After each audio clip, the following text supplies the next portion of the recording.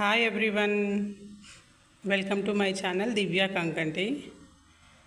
బాగున్నారా అందరూ? నేనైతే చాలా బాగున్నానండి.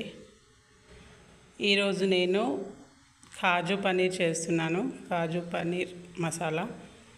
దానికోసమే ఈ టమాటో కట్ చేసుకుంటున్నాను. టమాటో ఆనియన్ కట్ చేసి పెట్టుకుంటున్నాను. మీరేం చేసుకున్నారు లంచ్లోకి కామెంట్ చేయండి.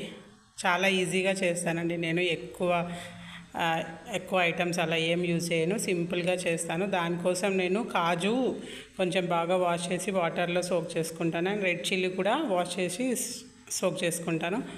ఆనియన్ అండ్ టమాటో, కొంచెం దాల్చిన చెక్క, లవంగం అండ్ పువ్వు, ఇవి యూజ్ చేస్తాను. అండ్ ఇలాచీ కూడా యూజ్ చేస్తారు, కానీ నాకు అది స్వీట్నెస్ ఇస్తుంది కర్రీలో, అందుకని నేను దాన్ని ఎక్కువగా వాడను. ఒక కడాయిలో ఆయిల్ తీసుకొని అందులో ఇంతకు దాల్చిన చెక్క, పువ్వు, లవంగాలు, ఆనియన్, టమాటో అవన్నీ వేసి బాగా ఫ్రై చేసుకోవాలండి. అందులోనే కొద్దిగా సాల్ట్, పసుపు కూడా వేసుకొని ఫ్రై చేసుకోవాలి. అవన్నీ మెత్తగా, అంటే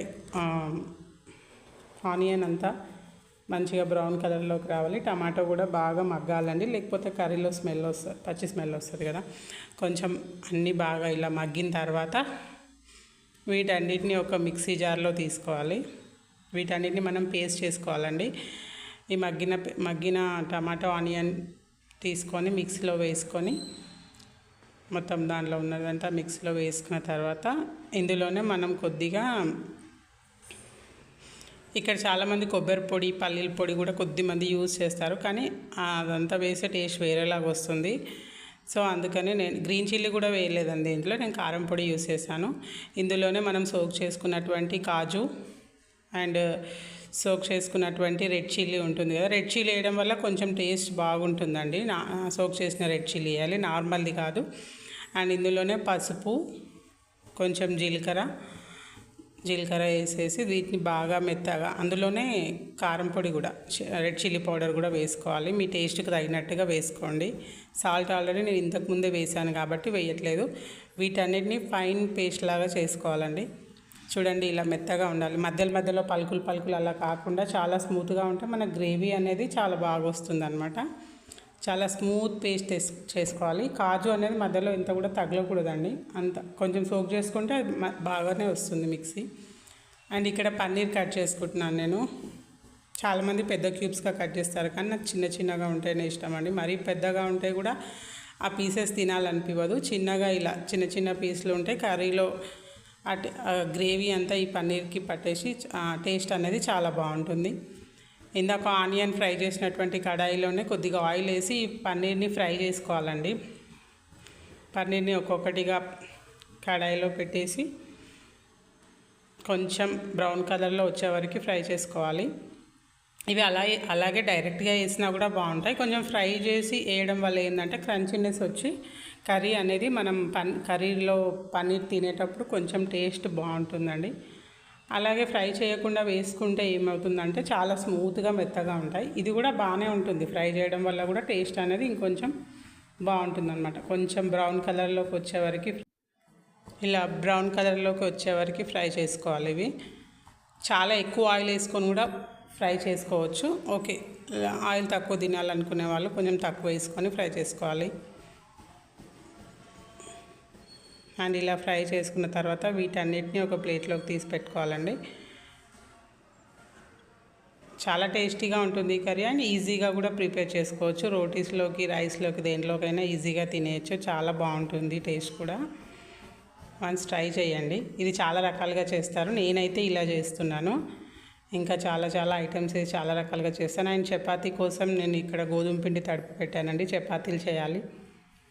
అండ్ ఇంకా అదే ప్యాన్లో కొద్దిగా ఆయిల్ వేసుకున్న తర్వాత అందులోనే అల్లం వెల్లుల్లి పేస్ట్ కూడా వేయాలండి. అక్కడ ఈ క్లిప్ మిస్ అయిపోయింది. అల్లం వెల్లుల్లి పేస్ట్ వేయాలి. అందులో జీలకర్ర వేసుకోవాలి. జీలకర్ర వేసుకొని అందులోనే కొద్దిగా ఆకు కూడా వేస్తారు, కానీ నేను వేయలేదు ఆకు. బిర్యానీ ఆకు వేస్తే కూడా టేస్ట్ బాగుంటుంది. ఇందులోనే అల్లం వెల్లుల్లి పేస్ట్ వేయాలి. అండ్ ఇందాక మనం ఫైన్గా పేస్ట్ చేసి పెట్టుకున్నటువంటి పేస్ట్ ఉంటుంది కదా, ఫైన్గా గ్రైండ్ చేసి పెట్టుకున్నటువంటి పేస్ట్ అదంతా వేసేసుకోవాలి.